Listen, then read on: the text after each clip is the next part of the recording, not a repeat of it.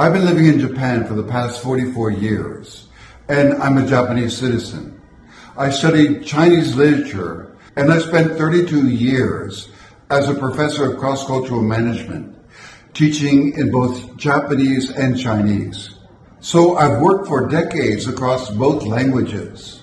And yet one question still fascinates me. Can Chinese and Japanese speakers actually understand each other's language when it is written? After all, we share many of the same characters, but are they really the same in meaning and use?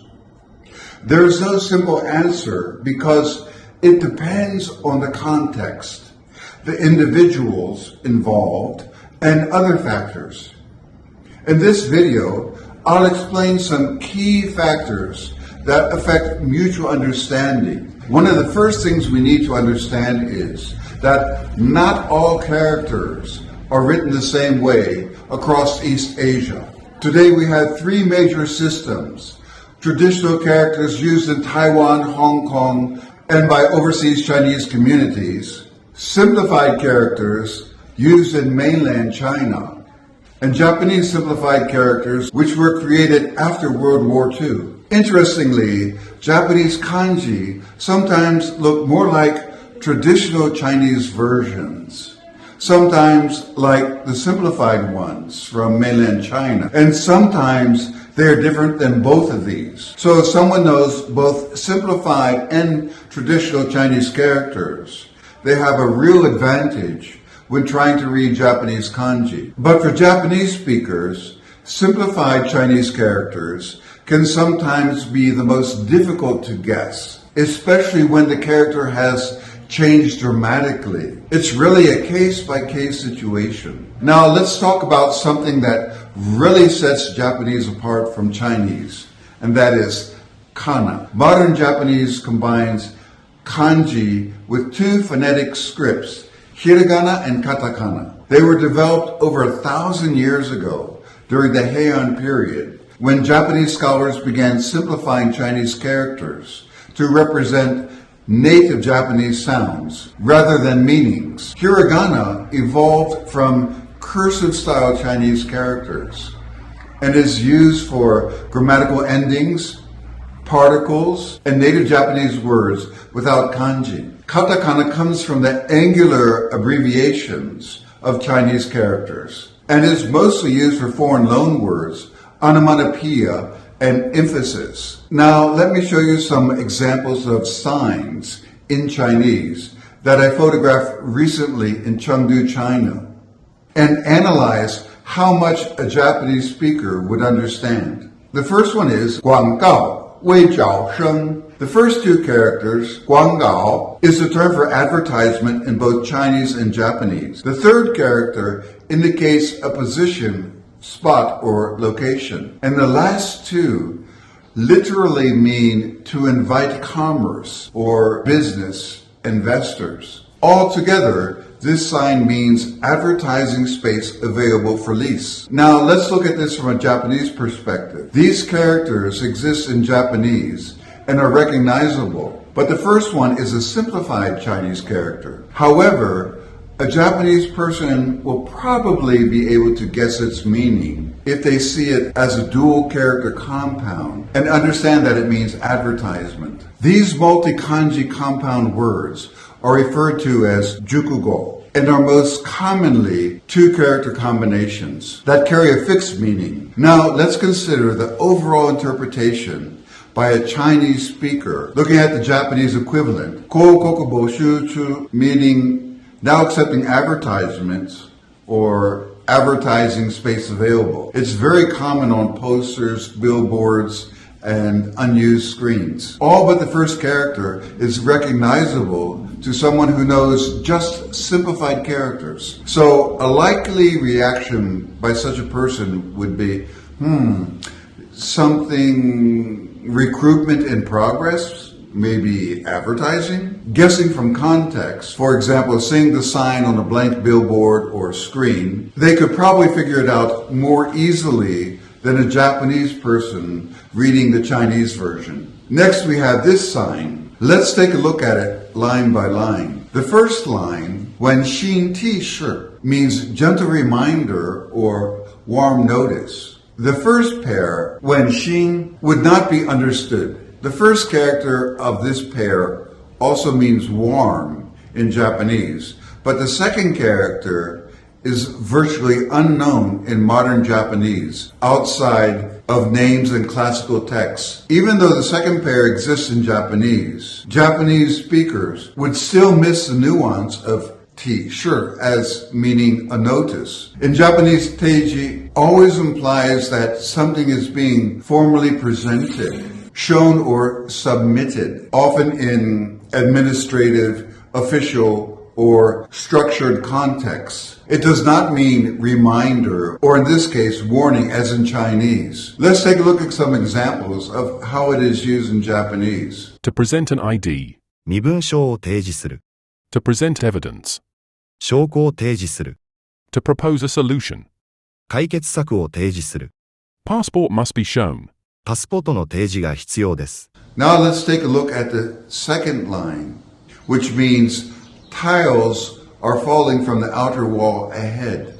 The first three characters might be guessable as there is something ahead, but the next three, meaning external wall tiles, would be unclear since only the first character is used in Japanese, usually to mean outside or a similar meaning. The other two are not used at all. The last two characters would be understood as falling off or coming loose. So in conclusion for line 2, there would be low comprehension for Japanese. A Japanese reader would understand only fragments.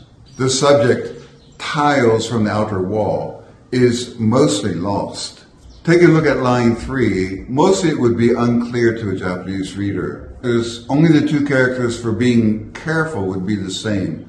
Note that in Chinese, instead of using these two characters, which would be understood by Japanese, they often use 小心, literally meaning small heart, but idiomatically it means be careful, watch out, caution.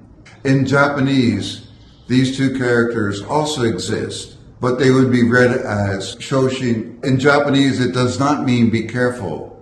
Instead, it means timid, nervous, or overly cautious, and sometimes has a negative nuance, such as a timid person. Now taking a look at the fourth line, it simply says, issued by the Chongde Neighborhood Committee. So even the signature at the bottom of the sign wouldn't be fully clear to a Japanese speaker. While the last character might be recognized as meaning to declare or issued by, the term for neighborhood committee or community doesn't exist in the same form in Japanese. So even in a short phrase, you can see how seemingly familiar characters can lead to incomplete or incorrect understanding unless you know modern Chinese. Now let's take a look at how this would be in Japanese. The first part, go chui kudasai. Please be careful. Zenpo de gaiheki no tairu ga rakka shitemasu. Tiles are falling from the wall ahead. Tsuko no sai wa ashimoto ni jubun go chui kudasai. Please watch your step while passing by. But a Chinese speaker, unfamiliar with Japanese, wouldn't understand this version. The word for outer wall doesn't exist in Chinese. As we saw, they use a different second character. And they would not be able to read the katakana word for tile, as well as the hiragana used in the sentence. So even though many characters are shared, a direct understanding isn't possible. Let's move on to false cognates. Same characters, but totally different meanings. Tegami means letter in Japanese, but the same character combination means toilet paper in Chinese. Daijoubu, we often use in Japanese to mean it's okay or fine, but the Chinese meaning would be a manly man. Dazhongfu. Hashiru means to run in Japanese. It's zou in Chinese and means to walk. Benkyo means to study in Japanese, but in Chinese it would mean to force or coerce. Mienchang. Aijin means lover or mistress in Japanese. In Chinese it's read airan and means spouse. Next, kufu means ingenuity or idea in Japanese. In Chinese, it would be gongfu, meaning manual worker. Yokai would mean supernatural monster in Japanese.